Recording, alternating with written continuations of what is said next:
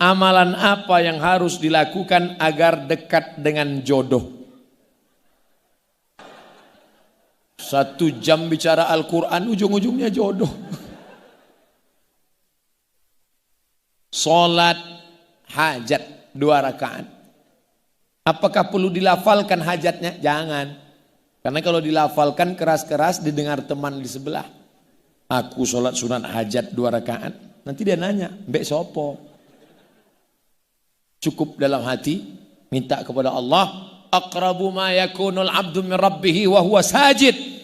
Amal yang paling afdal, doa yang paling didengar, paling mustajab ketika sujud terakhir. Mintalah di sujud terakhir itu. Kalau bisa bahasa Arab boleh dilafalkan. Tapi kalau tidak bahasa Arab, maka dalam hati saja. Jangan dilafalkan kalau nggak bisa bahasa. Jangan waktu di sujud terakhir, ya Allah, iki wis perang-perang dino bojone rong teko piye iki. Jangan, batal sholatnya. Maka dalam hati saja.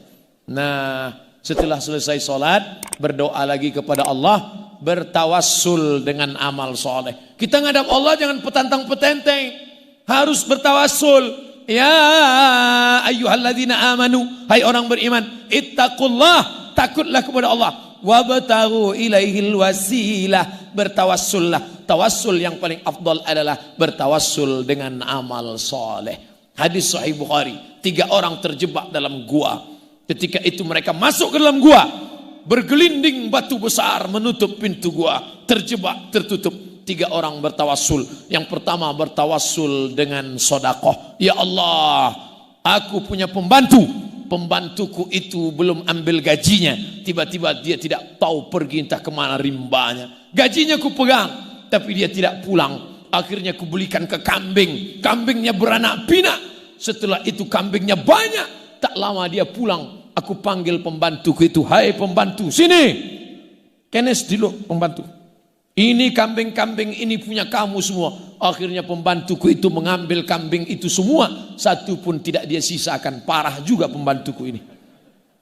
Kalau memang ini amal soleh, aku bisa bertawassul dengan ini. Bukakan pintu gua ini ya Allah. Terbuka pintu gua. Itu menunjukkan bertawassul kepada Allah dengan amal soleh. Yang kedua berdoa, ya Allah, aku punya anak, aku punya istri. Tapi ketika pulang aku bawa 1 susu kambing. Anakku menangis lapar, tidak aku beri. Istriku lapar, tidak aku beri. Aku tunggu ibu dan ayahku terbangun, aku berikan susu kepada mereka. Barulah sisanya kepada anak istriku. Kalau baktiku pada orang tua ini bisa kujadikan sebagai tawassul berdoa. Bukakan pintu gua, terbuka pintu gua. Apa artinya? Yang punya harta bertawassul dengan sedekah. Maka yang mau jodoh bertawassul, sedekah pada anak yatim, habis itu sedekah tawassul. Ya Allah, berkat sedekahku pada anak yatim tadi. Ustaz, saya sudah tawassul dengan sedekah kok enggak datang juga jodohnya. Berapa tadi? 5.000. Ya lama 5.000. 5.000 itu kan WC. Yang ketiga, apa tawassulnya? Ya Allah, kalau yang pertama tadi bertawassul dengan sedekah karena dia kaya. Yang kedua bertawassul dengan berbakti pada orang tua. Sedangkan aku tidak kaya dan tidak ada orang tuaku. Tapi aku pernah hampir berzina. Tidak jadi kulakukan karena takut padamu. Maka bukakan pintu gua ini.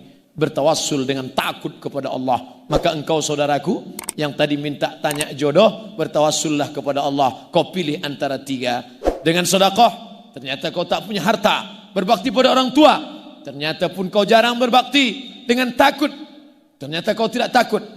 Jangan bersedih hati. Yang keempat, bertawassul dengan bacaan Al-Quran. Maka kau baca Quran, setelah itu bertawassul kepada Allah. Ya Allah, berkat bacaan ini aku bertawassul kepada engkau, mudahkanlah jodohku. Belum datang juga Pak Ustaz. Baca apa kemarin? Kulhu. Satu lagi, amalan apa yang mesti dilakukan agar sakit saya disembuhkan? Apakah ada doa khusus? Bismillahirrahmanirrahim dengan nama Allah yang maha menyembuhkan. Bismillahirrahmanirrahim dengan nama Allah yang maha mencukupkan. Bismillahirrahmanirrahim dengan nama Allah yang maha menunaikan janji. Bismillahilladzi la yadurru ma'asmihi syai'un fil ardi wala fis sama. Dengan nama Allah kusebut namanya. Kalau sudah kusebut namanya, tak ada yang dapat menimbulkan mudarat baik di bumi maupun di langit. Baca itu, minta kepada Allah. Saya mau makan daging kambing dalam acara, datang jamaah nanya, Ustaz Somad, ya, saya takut makan daging kambing. Kenapa? Nanti kumat darah tinggi. Coba baca doa ini. Bismillahirrahmanirrahim. La yadurru ma'asmihi syai'un fil ardi wala fis sama. Dengan nama Allah yang kusebut namanya, kalau sudah kusebut namanya, tidak ada yang dapat menimbulkan mudarat di bumi maupun di langit. Kambing itu di bumi apa di langit? Di bumi, maka tidak ada yang dapat menimbulkan mudarat. Akhirnya dia makan. Nanti kalau naik gimana Pak Ustaz? Saya enggak tanggung jawab. Yakin kepada Allah, berdoa kepada Allah, makan silakan makan, kulu makanlah, wasrobu minumlah. Yang membuat penyakit itu wala tusrifu, jangan berlebih-lebihan. Kalau sakit gimana Pak Ustaz? Pergi ke rumah sakit Karima Utama. Ustaz kok tahu? Saya ceramah di sana tadi.